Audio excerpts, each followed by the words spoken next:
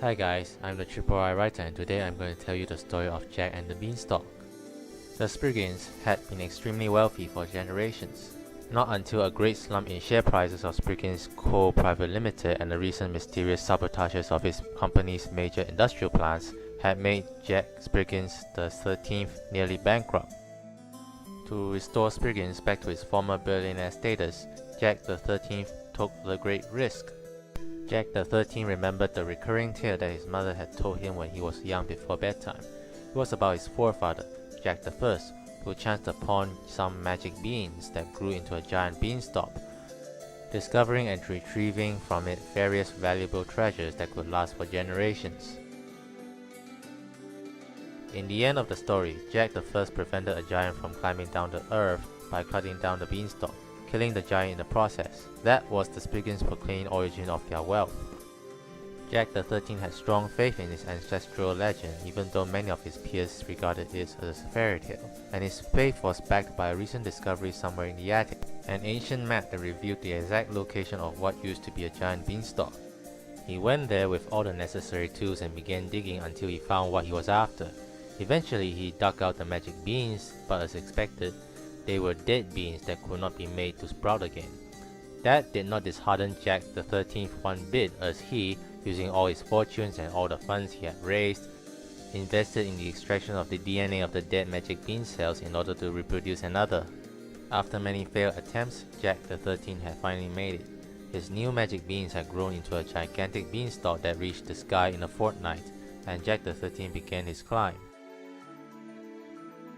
When he reached the top, he indeed found a great mansion in front of him. He knew how to avoid being detected by the giant's smell by covering himself with cow dung beforehand, and successfully looted the place some of his precious treasures before climbing down the beanstalk. However, when Jack the 13th was about to reach the ground, he saw the mayor and a huge crowd of many others looking at him. Soon, Jack the 13th realized it was the mayor who was responsible for the decline of his fortunes. The mayor had always been trying to discover the truth about Spriggans' enormous wealth. The mayor ordered his men to tie Jack the 13th up and ordered the rest to climb up the beanstalk.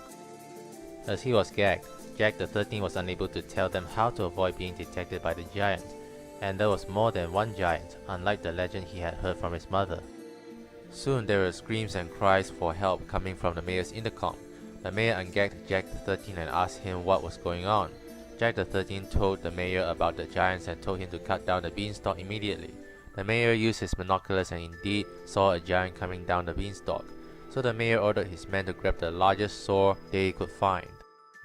However, the magic beans that Jack the 13th produced was not the same as the ones spotted by his forefather.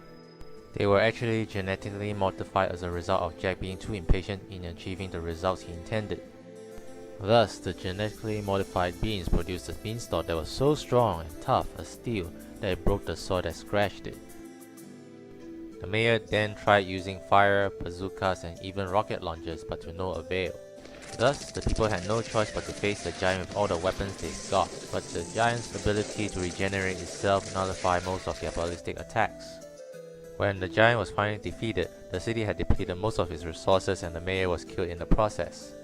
Jack then saw more giants coming down from the mayor's binoculars. He ordered all civilians to evacuate and tell other people in the world about the giants while he and the remaining soldiers stayed to fight the losing battle. What would become of Jack the 13th after that, we would never know. But what was certain was that he and others fought an extremely tough battle to the end, offering the rest of the world enough time to build enormous iron walls to protect their cities, and commenced the Jaeger project, that was to build giant combat robots just in case the walls was breached. Before I end this video, if you believe that reading and writing is not an activity that should be done alone, then you're my best pal. Please sign up for my website and let's enjoy writing together.